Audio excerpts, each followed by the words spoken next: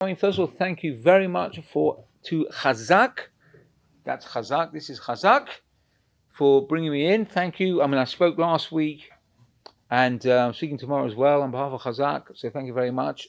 I want to especially thank Robbie Abov, and I also want to thank Rabbi Meirov, and I also want to thank Milana Doris, who actually organized this shir at this venue. So thank you very, very much. So the title of tonight's shir, by the way, I very rarely know titles before I start. I always have to think of them afterwards and whatever, but today I know. So it's called the Potential Accelerator, Mastering Your Inner Peak, which is basically another way of saying it's a parsha shir, basically. Okay, but we're going to try and see what we can extract so we can maximize our potential. And I'm going to start off with a quote. Every year when I come to this parsha, I always say this quote because I think for me this is gold. I don't know about you. Well, we'll find out. So listen to this. Sometimes you find yourself on a precipice, like the top of a mountain, and you have to jump. You've got to make a decision. Two things can happen. Either Hashem catches you or he teaches you to fly. Think about that. Either Hashem catches you or he teaches you to fly. So I think today we're going to focus on the teaching you to fly. Because when we get Yisurim, when we get trials in life, nobody is free from trials. Whenever we get them, we have to understand, hard though it may be at the time, it's a stepping stone. Sometimes it's obvious, sometimes it's less obvious, sometimes you'll never know the reason, even after 120 years. Plus. But let's concentrate on the idea that Hashem is opening up a new corridor, or we're going to turn a corner. So, I want to start with a pasuk from last week's parasha, which is Kiddushim. Here's an interesting idea. It says, if you have a chumash, you want to look it up. If not, that's also fine. 19 verse 17. And you've all heard this. Let's see. Here we go. Lo tisna et achicha belvavecha, hocheach tochiach et amitecha v'lo tisna alav chet. That translates as, you shall not hate your brother in your heart. You shall not rebuke your fellow and do not bear a sin because of him. So I want to focus on the first part of that verse. Don't hate your brother in your heart. Think about that. The Torah doesn't waste words. Why would it say don't hate your brother in your heart? Just say don't hate your brother. What is the Torah adding on by having that phrase in your heart? So I heard an interesting idea from Reb David of Lelov. The Lelov Rebbe was a Hasidic Rebbe, and he said like this: your heart is your essence. That's who you are. That's all your values. That's your opinions. That's your enigma. That's your public persona. Everything. Your heart is you. It's part of your soul.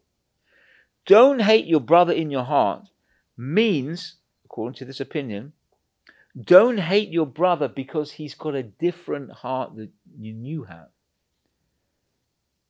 Meaning, none of us are the same. Even identical twins are different. I know identical twins who look the same. They couldn't be more different in terms of their personality. You'd think they came from the same womb, the same time. They're everywhere together, but they're so different. So nobody's the same. And a person's tendency is to look at somebody who's not like them, who's not one of us, and to automatically have a barrier. Oh, he's not one of us. And, very often it'll be the opinion that you form before you've even opened your mouth, before you've even seen them. You just look at somebody and you've already formed an opinion. Oh, he's like this. I can't put up with that. No way. But then all you've got to do is engage them in conversation, and suddenly, well, hang on, maybe I was wrong. And you start to lower your shield, the shield that we put up in front. So it's very often people who we don't know, not in our clique, not in our social circle, not in our community, there's a tendency to I wouldn't say hate him, but to just have a separation from them. Don't do that. Us Jewish people, we love playing Jewish geography. You know, you sit down with somebody, you can sit down with somebody from Zanzibar or, you know, Puerto Rico, and more often than not, within 10 minutes, you found somebody. Oh, my uncle. It's my uncle as well. Oh, no. You know, it just occurred to me. There's a website called stories2inspire.org. Let's give them a plug. Stories2inspire.org. All sorts of Jewish stories. Thousands of them. Now, I love that website. I love that resource. I think it's fantastic. I use it all the time. When I jog in London, I've got my headphones on. I'm listening to Stories to Inspire. Very often, if you see me in the streets of my hometown of Edgware, I'll be listening to an emotional story, and sometimes I'll be crying. It's really, really, I would highly recommend it. Okay? After probably about a year of listening to them, I found out who the person who runs that resource is. His name is somebody called Daniel Aguilar. Now, I know the name Aguilar because my great-great-grandfather, his name was Rav Mordechai Aguilar, which is the equivalent of Aguilar, as in Aguilar is a place in Spain. So, cut a long story short, I contacted him. Turns out, he's my cousin. And I was bowled over because, first of all, I was so proud of him. I said, I can't believe I'm related to you.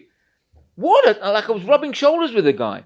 It's incredible. So, you know, if you sit down with a person, you're going to find some Jewish geography. So at the end of the day, you know, we're all one people. What I'm trying to say in a very long-winded way is that we're all one people. You don't have to look very hard to find somebody that you know you're related to. So if that's the case, why do we form these opinions? Why do we make these judgments? This is something we need to fight against. Stop the judgment. That's what we're trying to say. Don't hate your brother in your heart because he's different from you. That shouldn't be a reason to form an opinion and start to reject him or dislike him. So that was last week's parsha. We haven't even got to this week's parsha yet. This week's parsha is Emor. So there's a very famous idea in the beginning of Parshat Emor. So the beginning says like this. You can follow with me in your Chumash. So it's chapter 21, verse 1. Vayom Hashem Moshe Emor. God said to Moses, speak. Elakonim to the Kohanim, Bnei Aaron, the sons of Aaron. Va'amarta alehem, and say to them. Who can tell me? Let's have a bit of audience participation. Who can tell me what's odd, what's incongruous with that verse? Anybody? Shall I repeat it again? Okay, here we go. Vayomar Hashem el Moshe, Emor el hakohanim bnei Aaron, va'amarta alehem. That's the phrase. That's the part I want to focus on. Anybody? If you don't know, it's good because it means that you'll like what I'm going to say. If you know it, it's like, oh, I've heard this so many times before. So listen to this. The word Emor and Va'amarta are the same root, the same thing. I mean, if I say something, if I say to you, saying, that's a bit weird. I'm talking to you talking. I'm saying to you, why are you repeating the word twice? Emor Va'amarta. Okay? Listen, even the English gives you a clue. Say to the Kohanim, the sons of Aaron, and tell them. Well, saying is telling, telling is saying. Okay, you get the idea. Here's a few ideas about why that is so. Because the Torah never has a word, a letter, a dot that's miyutar, that's extra. It has to have meaning and deep, meaningful meaning. Doesn't make sense. Anyway, idea number one. Why is it repeated twice? Because one mentioning for adults and one for children. Let's get back to the context of the verse and I'll tell you. Hashem says to Moses, say to the Kohanim, the sons of Aaron, and tell them. By the way, I didn't mention what was supposed to be told. So listen to this. Each of you, meaning each of you Kohanim, shall not contaminate himself to a dead person among his people. Basically, I don't wish this on anybody. If you've ever been to a funeral and you have the prayers in the hall, and then you walk down towards the grave, and there's a little group of people who are just standing there like that. And everyone's going and they're just waiting there. What are these, like onlookers? No, they're Kohanim. Either they've got their own special path, not because they're elitist, it's because they cannot defile themselves with a dead body. Okay, so they have special rules. Any Kohanim here? No Kohanim? Okay, preaching to the converted. So Kohanim are on a different level. Let's leave it at that. I don't want to explain too much about that, but this verse is just saying to them, look, you have to work in the Beit HaMikdash, in the temple. You've got all the avodah to do, etc. So you have to be held to a higher standard. And that means you can't walk into a graveyard willy-nilly and just become contaminated. That's the wrong words, but it's have to do. Contaminated with a dead body. Okay? Other people can, without going to the whole thing, but Kohanim, no. You cannot. You have to wait outside or go on a special path. So this verse is just telling them, this is what you have to do. Keep away, and that's it. Now, so what does it mean? The command not to become contaminated with their body is once for the adults and once for the children. So there's a very deep idea here. It goes beyond telling them not to become contaminated with the dead. It means like this. When you are a responsible, not elder, a responsible party, and you have people that you're instructing, could be a teacher, could be a parent, could be anybody who has charges that he's influencing. There is a special way that we teach, and that we instruct, and that we guide. The way for that is that we do it in a very gentle way. We do it in a very a way that's not offensive, a way that's not too harsh, because you'll put people off. Teachers nowadays, when I was a kid, right, if you did something wrong in the class, you get a wallop round the head. That's how we became who we were.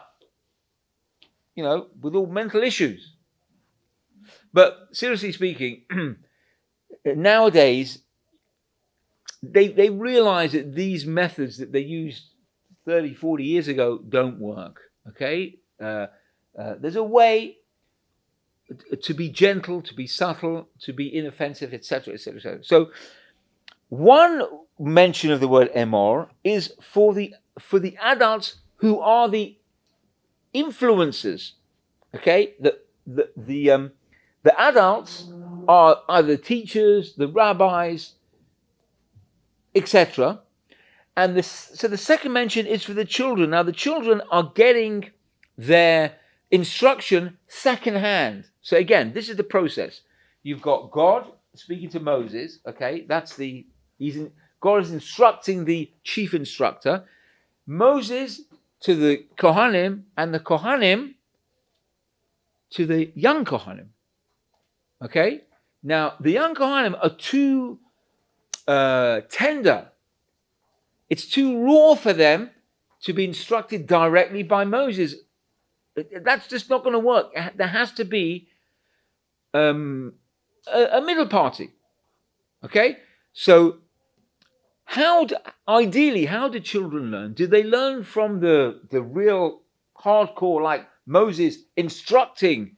Or do they learn from somebody who's already had it and it will filter through, here's a scientific word, like osmosis? You know, when you something seeps through and you absorb, it's called osmosis. You know what osmosis is. You did chemistry and physics and general science, just like I did. So it means you absorb it. So children are much more sensitive, therefore they absorb the material in a way that is palatable for them. They don't need the hard instruction. They don't need the top instructor. It needs to go through a process. It's just a type of educational idea that we can apply to our own kids or our own students who need to be taught in a way that you'll get the maximum information with the least resistance. I hope I'm making myself clear. Do you understand my English accent, by the way? Is it bothering anybody? Should I? Okay, all right. Because I'm concerned. Sometimes I speak to Americans like, what? What did you say? What? Every second word. What? So for me, I'm speaking normally. But if you have trouble understanding, please say what, and I'll try and repeat it. Okay. So idea number 2, and this is related in a way to the first idea. The word emor or amar or vayomer is compared to the word vayedaber. The word dibur and omer and daber are related. They're ways of conveying. But the word omer or amar is soft. It's a way of conveying something in a soft way. Dibur is more harsh. For instance, if you go back to Bereshit, it's all about dibur. It's all about Elokim as opposed to adnut. Basically, everything. The first part of the book of the Parsha Bereshit is all about Elokim, and dibur. So for those who know, the world was created in a way that was strict judgment. It was created in a way that had a standard that ultimately people couldn't keep to that standard. So when you're in a class and it's too strict, it's going to be difficult for you. When you're living a life where if you cross the line, you'll get punished immediately, that's not going to help you. So basically, the world was created with strict judgment, and then afterwards it changed into chesed,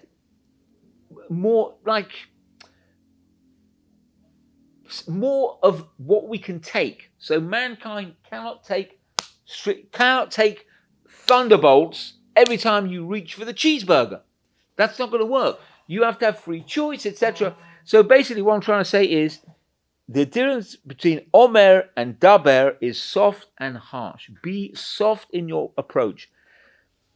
A Kohen, when he's got the instruction from Moses, he has to feel that his work that he's doing in the temple is not a service, that he's not providing a service per se. What he's doing is a privilege.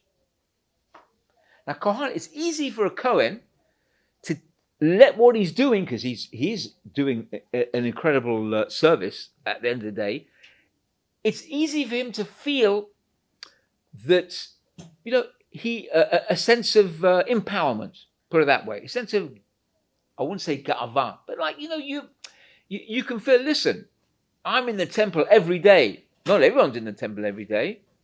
I mean, this is my job, and I have to be pretty special to be in here every day and doing all this, doing the kmitza and offering the sacrifices and going to the mizbeach. All this looks good on me, but a Kohen has to feel that whatever he's doing, it's a privilege that's conferred upon him, and he has to act like that. That's very easy for a Kohen, like I said, to take things for granted. I talked about this in a previous class, that a Kohen in the Beit HaMikdash will see miracles on a regular basis. Okay, imagine if you're in the Beit HaMikdash and you see a plume of smoke coming from the Mizbeach that should really mushroom out like a mushroom cloud. Like smoke rises, but it also disperses and diffuses. Now the smoke in the Beit HaMikdash went straight up. It was one of the miracles in the temple. Another miracle that comes to mind is that the meat that was offered. Imagine this, right? Where's the temple? It's in Jerusalem. Jerusalem generally, it's a hot climate. Okay, you've got raw meat being cooked. Now you'd expect that will be a fly's paradise. You know, flies will be delighted. They go, get this meat. It's perfect for them. Not one fly was found. And there was meat offered every day en masse. Not one fly. That is a complete miracle. Now the Kohanim are witnessing this on a daily basis. Now they could get very used to this and think, well, no fly, so what? Happens every day. Happened last week. Happened a year ago. What's the big deal? But if we walked into the Beit HaMikdash, we were like, what? Where's the flies? Why is the smoke going straight up? Why did no woman miscarry from the gorgeous smell of the korbanot? It was the aroma was overpowering, and so much so it could have caused women to miscarry, but they didn't. There's a host of miracles. So what I'm trying to say is like this: is that they could have got very, very desensitized to these things. But through the Korban Todah, which they had to facilitate, which is the thanksgiving sacrifice, because of that, it sort of brought them down to earth. Because Todah means to appreciate and acknowledge and have hakarat tov, have to be grateful. So whereas they could have been used to taking things for granted, they realize that these things should never be taken for granted, and one should always appreciate them. Okay, so a Kohen must feel as if it is a privilege. Now this extends to every single Jew. If you're a Jew, you have to realize, apart from being a responsibility, it is a privilege. It's a privilege. You can't have one without the other. If you think being Jewish is just a privilege, well, what are you going to do? You're going to walk with your head in the sky and say, I'm a privileged person, and walk around and upset a lot of people. But if you, also the other way around, if you think it's a responsibility, then you appreciate that it's a responsibility, then you walk around and you will do what you're supposed to do. But at the end of the day, to have the responsibility and no sense of privilege of being the chosen people, you'll start to get very frustrated. Because if it's all work and no pride, that's not a good combination. Because people tend to sort of think, well, why am I doing this? Why do I have to do this mitzvah, that mitzvah? Why do I have to search around for a lulav? Why do I have to build a sukkah? Why do I have to go to shul? Three times a day? That's almost Muslim. But 3 times, 5 times, all right, whatever.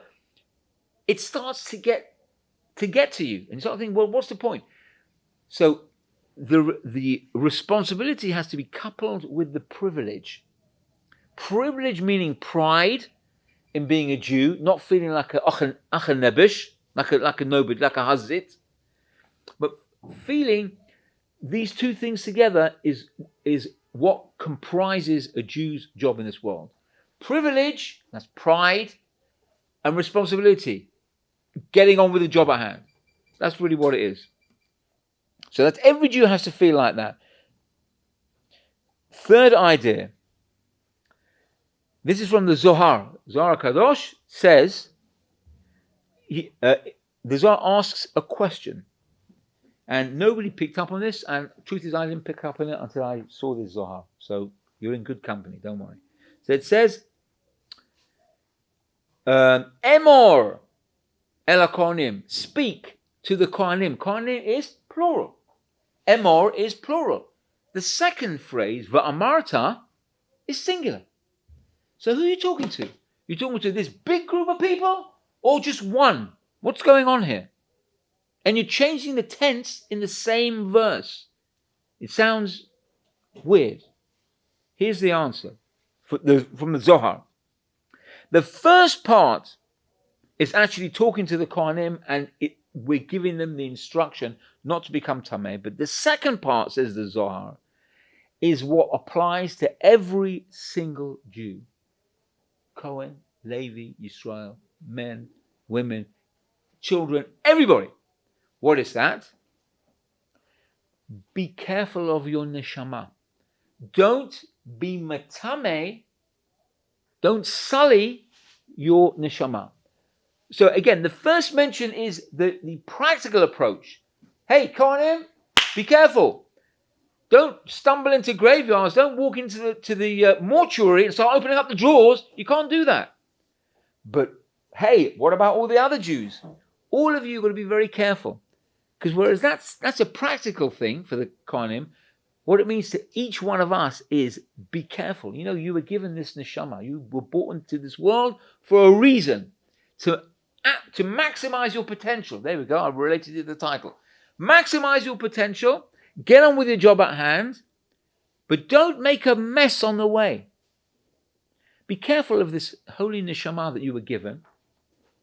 Because it was given to you perfect. When you came into this world as a baby, it was perfect neshama. Obviously, it needs to go through what it needs to go through in this world. If it was absolutely 100% pristine, perfect, well, you wouldn't be here. Okay? It's perfect, meaning it's got everything contained within it to do the job at hand. Now, what is that job? I have no clue. You may have no clue. You don't know what your job in this world is. Okay, we look in the Torah, we find ways. But the real tikkun on an individual basis, we don't know. It could take a lifetime of work. But suffice to say, you come into this world with a job. Now, if you've got a job to do this, that, and the other, whatever that is, and you come in and you mess things up, not only are you not doing that what you should do, if you didn't do that and just did nothing, that would be bad enough. But you're not doing that. You're not even doing nothing. You're doing something terrible. Now, how does that work out? It's like somebody gives you an expense account. Let's say a boss gives a worker an expense account. Go to Germany and buy this, that, or the other. Yeah, here's the money. Get a hotel. And the rest is for buying whatever you need to buy. Bring the goods back. Good. Okay? Go and do it. Now, the guy goes. He's got all the money. And the money goes to his head. So he gets there. He says, okay, the boss said, I've got to find a hotel. He finds a nice hotel. In the hotel, there's a casino. And before he knows it, khalas, all the money's gone. Now he's got to go back and answer to the boss now. What's he going to tell the boss? It will be bad enough if he just said, you know what? I didn't buy anything. I've got the money. I didn't buy any goods. I just got the money. So the boss would be upset. But okay, I've got the money. I'll send somebody else. You're a majnun. You wasted your time. But not only did he not buy what he should, but he frittered his money on other things. That's what we do in this world when we mess up our soul. Because we're supposed to do a job. If we didn't do it, we'd be bad enough. But we're doing the opposite of what we should be doing. We have to think like that. So, again, the second mention of Amar, which is Va'amarta, is telling us, be careful. You came to this world with a mission. Make sure you work on that mission. Okay. How much time we've got left? Okay. Just a couple more points. I'm going to finish off with a story. So, 21 verse 10 carries on this theme about the Kohen. And it talks about El Presidente. That's the Kohen Gadol. Who, if we think that Kohanim were holy, what about the Kohen Gadol? He is on a stellar level. He's like basically the Gadol Hador of all Jews at that time. No, he has to answer to God and God alone. Nobody else. Okay? Now, 20 verse 10 says, well, actually, let's go straight to verse 12. So, what does this Kohen have to do? Umin hamikdash lo yetze v'lo yechalel et mikdash elokav ki nezer shem mishrat elokav alav ani Hashem. So this translates as, he shall not leave the sanctuary, and he shall not desecrate the sanctuary of his God. For a crown, the oil of his God's anointment is upon him, I am Hashem. Basically, what this verse is trying to say is, if you're a Kohen Gadol and you're in the Beit HaMikdash, you can't leave. You're stuck there, like the prisoner. You know, I'm not a number. I'm a free man. He has to stay there. What happens if he wants to go on a little teal? What happens if he wants to go and buy some curry up from the supermarket? No, you're in here for good. You can't go out. So much so that even if, God forbid, one of his relatives passes away, he can't go out to the funeral. Now, okay, we said the Kohen can't go to, but he can be metame himself for certain people, like for a parent or a met mitzvah. What's a met mitzvah? A met mitzvah is when there's a dead body that's just found and nobody knows who he is, nobody knows who his family members are, of course. And before you start thinking, well, when does that happen? There's DNA and this, that, and the other. Let me remind you, those of you who may know the story will know what I'm going to say. There was a case in Australia or New Zealand, I think it was Australia, in the 1940s or 50s, where they found a man dead on the beach. He was, I think, in a sitting position, leant over. He was preserved. I mean, his face was perfect. They could see who he was. To cut a long story short, that dead body was never identified. No DNA, nothing. We're talking about, of course there was no DNA checking then, but you would think they had a perfect, his face was completely preserved. You'd think somebody would know who he is. Nothing. To this day, with all the, when they disinter bodies from graves and they do DNA testing, nothing's helped. So yes, there is an idea of a mitzvah, that there's a dead body that nobody knows who he is. So for that, a Kohen Gadol can become metame. But chutz mizeh, he has to stay in the Beit HaMikdash.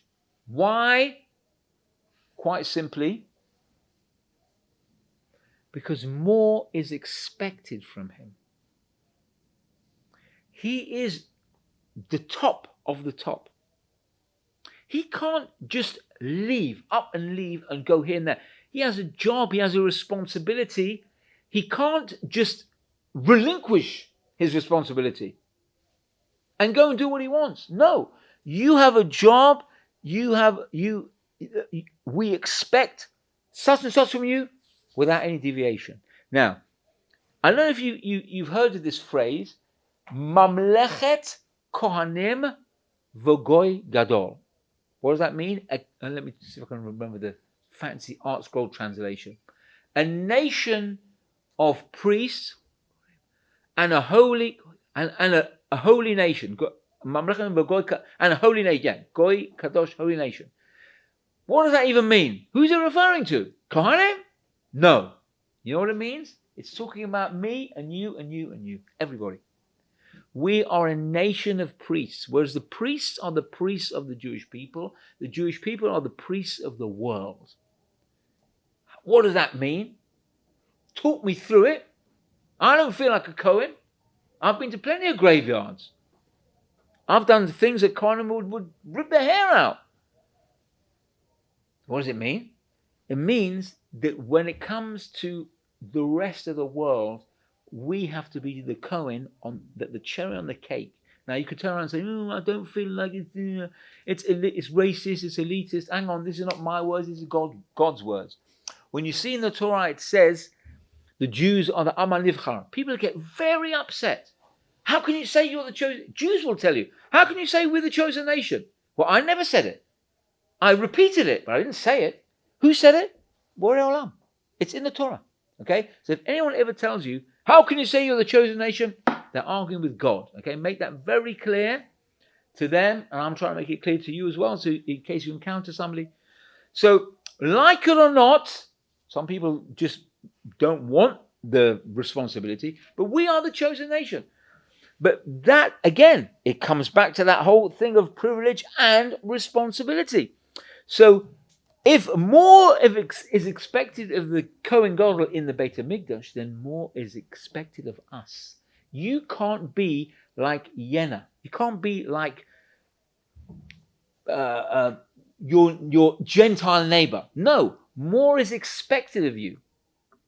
Okay? You have to...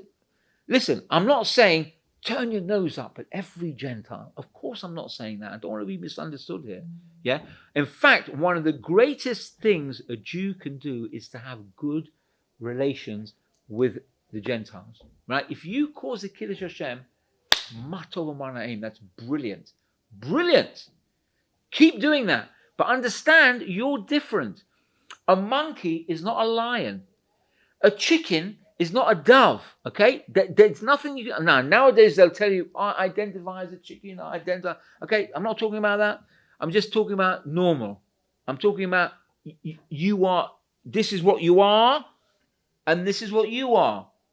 You're different.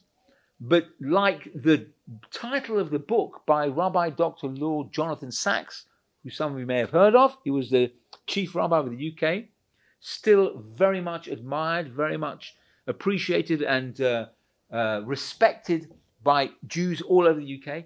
He had a book title. I've never read the book, but I love the title. Just the title, 4 words, is a mussar in and of itself. What's the title of the book?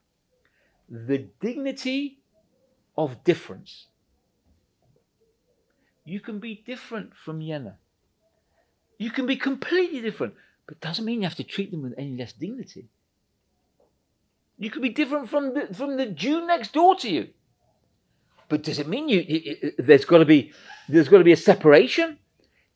There's difference, but it must be treated with dignity. Very, very important. Okay, so more is expected of us in this world. Now, I need to leave a bit of time for this story, so I'm going to whiz through this. 22 verse 31, here, this is, again, I'm picking out all the weird things that could be easily misunderstood. 22 verse 31, let's whiz through in our art scroll. Thank you, Avram, for providing me with this. Chumash 31, well, here we go. Ushemartem mitzvotai v'asitem otam, ani Hashem. Okay, let me translate this. You shall observe my commandments and perform them. I am Hashem. Okay, let's concentrate on the first part. You shall observe my commandments and perform them. What's odd about that? What's odd about that? Anybody? Hello? Anybody? It's so simple. Robbie? Perform and observe, it's duplicate. Spot on, Robbie Aboff. But there. Works for Chazaq. When you perform something, you're doing it. When you do it, you perform. It's the same impression, right? So here's the idea. The first mention, Ushmartem, means you keep the mitzvot. The mitzvahs are there not just as some abstract historical fact. Oh, there's these mitzvahs that were given at Har Sinai. We don't really touch them because it's old stuff. It's old school. We're with the news. No, keep them. They're there for keeping. Okay, but what's that one? Vasitem. Where is it? Perform them. Sorry. Observe them is the actual performance of the mitzvah, but perform them means this. It means like this. You know, we're meant to keep the mitzvot that are relevant to us. Okay, not all. First of all, 630 mitzvot are not relevant to all of us. Okay, because they involve Kohanim, Leviim, Israelim, men, women, people living in Israel, people who live out of Israel. The total number, you'll be shocked by this, by the way. Not shocked like a scary movie, but you'll be a little bit. Oh, I never knew that. The total amount of mitzvot that is common to every single Jew is only 222. Did you know that? That's approximately a third. So you cannot keep 223. Well, you might do if you were. Anyway, 222, that's all it is. The rest of them, you can't do them. You can't be a Cohen if you're a Levi or Israel, etc., blah, blah, blah. So why? Okay, that's a deep question. It means, one answer is that if you learn about them, it's like you've kept it. So that's why Sepharim like the Sefer HaChinuch are very popular, because you learn about the mitzvot. That's like you kept them, even though physically you can't. But it means like this. Mitzvot are there for you to do. However, the opportunities to do a mitzvah are not always there. You know, sometimes you get somebody knocking on your door, and you open the door. Tzedakah, yeshiva, tzedakah, chazeh, almana, yetomim, kazeh, you know, and that's a mitzvah that's come to your door. Now, most normal people would give something, probably because they're a little bit embarrassed or they feel sorry for the guy. Some people would just go like that. I've had that a few times. Okay, not very nice. It happens. But that's when the mitzvah comes to meet you. What about if you have charity to give? Are you going to wait for the next Meshulach to knock on your door? Or are you going to go out and say, "Hey, I've got this money. Let me find somebody." You go out your house. You might find somebody walking in the street. You might go to the shul, put it in the pushka, or whatever. The idea is mitzvahs can come to you, but how many times do you go to the mitzvah? Yeah? Do you do a mitzvah if it knocks you on the head? Ooh. Or can you actually go out and be proactive? That's what this means here. Of course, do the mitzvahs. Of course, we have to go to shul. We have to, all the things we have to do. Yeah, but what about going out and say, "No, I don't want to sit at home doing nothing. I want to go out. I want to go to the Beit HaMedrash to learn. I want to go and see if I can do a chesed for somebody." Maybe there's a single parent family who they've got a bunch of kids and they're running around going crazy, and we can go and help them with the math. In England we say arithmetic. Math, help them with the math. No, but we're sitting at home and all this stuff is happening around us. But unless it comes to our door, knocking on the door like the Meshulach, we won't do it. The Torah is telling us, don't wait. Go and make it happen. That's part and parcel of it.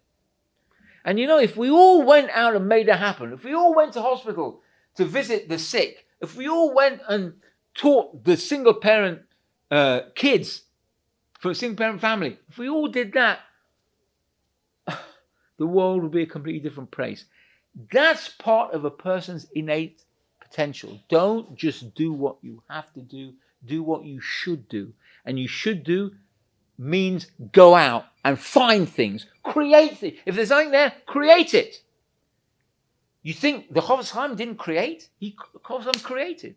You think Rav David Dryan didn't create? Now you're thinking, who's David Dryan? Now let me tell you who David Dryan was, in case you don't know. There's a place in the UK, England to be precise, it's called Gateshead. Now, had I mentioned this 50 years ago, when I was a little nipper, people would go, Gateshead? What's Gateshead? Oh, Gateshead is some little northern town near Sunderland, Newcastle, up north, where people talk funny like that. What's going on in Gateshead? Garnished, nothing. Very briefly, there was a man whose name was David Dryan. He was the Talmud of the Chofetz Chaim. He was sent, because he was a shochet, he was sent to this town of Gateshead to do shechita for the handful of local Jews over there. Now he said to himself, hey, I'm not going to turn up at some hick town. There's about not even 10 Jews there, and I have to be there. I want to be where there's a community. So what did he do? He wrote 30 letters to 30 rabbis with the following suggestion. Would you like to partner with me to make a Jewish community in this place called Gateshead. And most people went, Gateshead? What's Gateshead? Just like you and I would have done. And partner with me and we'll make a community. By the way, they've done that in the last couple of years in a place called Canvey Island in the UK. Canvey Island. Now, I never heard of Canvey Island. I live in the UK. Canvey Island now, first of all, it was a seaside town. There was like not a Jew in sight. Now it's a Hasidic community. They've got school. It's crazy. Why? Because they said, let's do it here. Prices are expensive in London. Let's move out. Okay, so it can work. Anyway, of the 30 rabbis he contacted with this suggestion, 28 of them, I think, either didn't answer or they answered in the negative. One of the two remaining said, it's a great idea. I'm afraid I can't be involved. One of them said, great idea. Let's go for it. Who was that? Rav Dessler, of Eliyahu Dessler, the famous Michtav Eliyahu, Strive for Truth. He partnered with this David Ryan, and thus Gateshead was born. Now, most people have heard of Rav Dessler. Not many people have heard of David Ryan, but it was his idea. And Misken, he never had any children. He was married, never had any children. But if you think about it, all the people who've learned in Gateshead over the years, they are all his children. Not biological children, but when you teach somebody Torah or open their hearts to Torah, it's like you've fathered them. So he's got millions of children, just they're not biological. But again, who's heard of him? Nobody's heard of him. Yet he changed the world. He literally changed the world. So don't wait for something to come and hit you on the head. Go out and make it happen. He could have just gone there, done his shechita, daven at home, b'yochid, and lived a very ordinary life. Except that he went for it and he became extraordinary. Extraordinary. Okay, I think we're going to finish here, but I'm going to leave you with a short story. I'm going to leave my last point here. I normally tell stories when I give shurim, so I thought I'd include one here. This has got nothing to do with anything. It's just, I love this story. By the way, I'll mention now, I'm speaking tomorrow, B'ezras Hashem, in Brooklyn, and whoever wants to come there, or someone who lives in Brooklyn wants to come there, I've got the most unbelievable story that I've told multiple times. I haven't told it for about 4 years now. And you will not hear this story anywhere else because my brother heard it from the person it happened to. And it's a saga. It's not a story. It's like a 20-minute film. So come tomorrow and you'll hear that one. Anyway, today's story. Now, the British Isles contains England, Wales, Scotland, and a little-known place called Ireland. Now, in Ireland, there is a place, not many people, in fact, I didn't know about this place, called Queenstown. Queenstown, Ireland, where people talk like this. They talk like like the Irish people. So there was a small Jewish community there in Queenstown, Ireland. It was building slowly. They had their own Rav. The Rav's name was Rav Victor Lerner. They had one shul there. And that one shul, all the bar mitzvahs were there. There was like 1 million for everybody. By the way, that's an amazing idea. You have one shul. Everybody goes to the same shul. There's no like, this one fights with this one, makes his own shul. One shul. One stop, which is, okay, it's nice to have separate minyanim, but this was something special about everyone coming and converging in the same place. Anyway, so one shul, all bar mitzvahs are there, etc. Now, there was a father and son came to this Rabbi Victor Lerner from the shul in Queenstown, Ireland, and he said to the rabbi, Rabbi, let me introduce you to my son. He's 12 years old. I would like you to teach him his bar mitzvah, to teach him how to be a man, etc. Not just the parasha, to get him moving on with things like tefillin, etc. And I was like, of course, no problem. When's the bar mitzvah? It's on such and such a day. Okay, so let me put it in the diary, says the rabbi. No, Rabbi, says the father of this young boy. We're not going to have it in this shul. So the rabbi's like, what do you mean? There's no, which other shul? There's no other shul here. This is Queenstown Island. It's not like Five Towns or that's it. It's shul or nothing. He said, no, Rabbi, let me explain. We decided we want to do things a little bit differently. So we are going to have the bar mitzvah on a boat. In fact, it's a cruise ship. We're going to invite all the guests, and we're going to have a little cruise. And there'll be plenty of food, plenty of alcohol, etc. Because we want to do things differently. So the rabbi's like, okay, it's not something I would necessarily recommend, but I can't argue with you. So the father said, look, we would like you to come, obviously. We wanted to you'll be our guest. He said, no, I can't do that. I have my responsibility here. This is my shul. I can't just up and go. I have to be here. This is my responsibility. Okay, fine. So the father accepted that. And the son started learning with the rabbi. And it was going very well. The rabbi was having a real influence on this young man. And the boy grew very fond of the rabbi. And then he shared something with the rabbi. He said, Rabbi, you know that my father's organized this cruise. The bar mitzvah is going to be on this cruise ship. I don't want that. Because you're not going to be there. I want to be bar mitzvahed in this shul, like everybody else. I don't need the cruise ship. I don't need all the whistles and bangs and crashes. I want an ordinary bar mitzvah like all my friends. What do you think, Rabbi? So the rabbi said, look, I can't make that decision. Your father's already made that decision, but you're asking my opinion? My opinion is, I think you're right. I think you'd be better off having your bar mitzvah just like all the other bar mitzvah boys that you know. Okay? Within a week or two, the father comes to the rabbi and says, Rabbi, what did you tell my son? He said, what do you mean? I never told him anything. You told him that you should have he should have his mitzvah in the shul. The rabbi says, no, I never told him. He asked me my opinion and I gave him. I was very clear that I can't influence your decision. You've made your decision. Anyway, the father said, okay, so why did you agree with him? What do you see in this? I mean, it's a beautiful shul, but why would you want to have the mitzvah here? We're going to give him something lavish. You don't think that's what he deserves? Now, the rabbi didn't want to argue with him. He said, look, of course he deserves it. Everything deserves the best. But at the same time, think about it.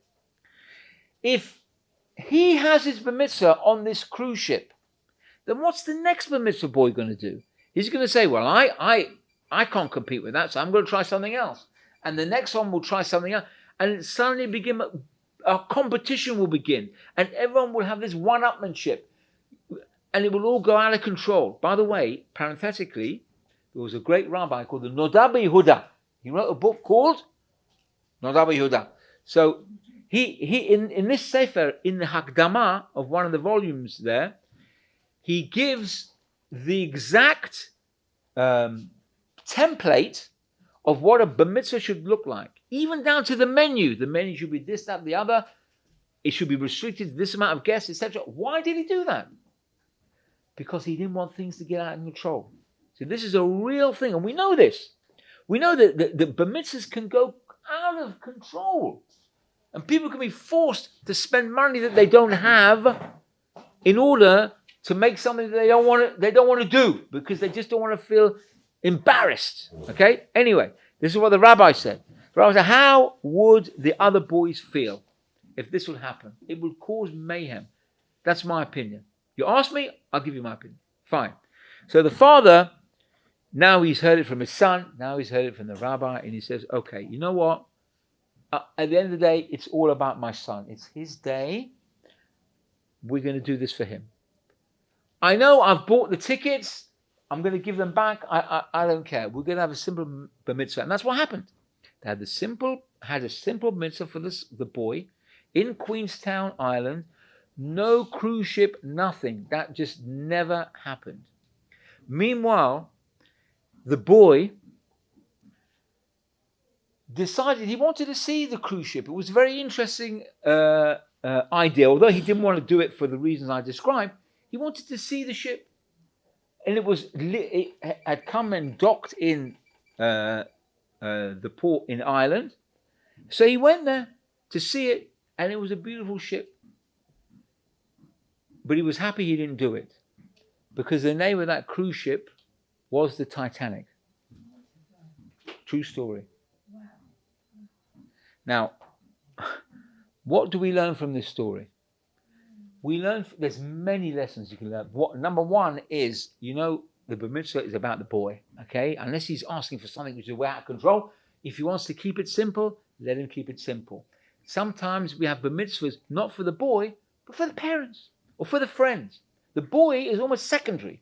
Yeah, it's how, I have the esteem, I've got people to impress. Oh, hello, what about the boy? He's got feelings as well. So it is all about the boy. Now, again, I'm not talking about these spoiled kids who want elephants walking down in the bar mitzvah. No, I'm not talking about that. I'm talking about within reason. But the other idea is that, we're a special people. And more, as we said about the Kohanim and the Jews in general, more is expected of us. We don't just toe the line and say, okay, this mitzvah has been arranged for me. I don't want to do it, but give another aim. Or we can just respectfully say, I want different. I want what's right. I want to do the right thing. Now, sometimes we have to extend ourselves more than normal. But at the end of the day, we are a Jewish nation. We are the Am HaNivchar, and more is expected of us. And Be'ezras Hashem, we should all do what is expected of us and even surpass that. Thank you very much for listening. Have a good evening. Wow.